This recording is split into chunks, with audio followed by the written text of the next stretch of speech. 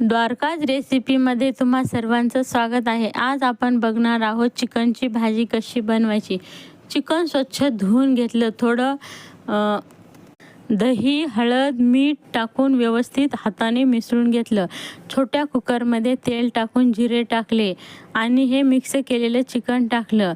2-3 शिट्ट्या होऊ द्यायच्या। नंतर कांदा, टोमॅटो बारीक वाटून घ्यायचं।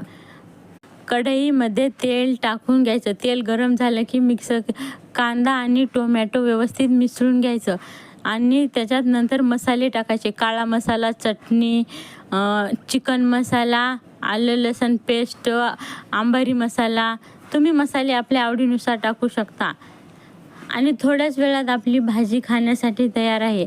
तुम्हाला माझी रेसिपी आवडल्यास चॅनलला लाईक, शेअर आणि सबस्क्राईब करायला विसरू नका। भेटूयात पुढच्या रेसिपीसोबत।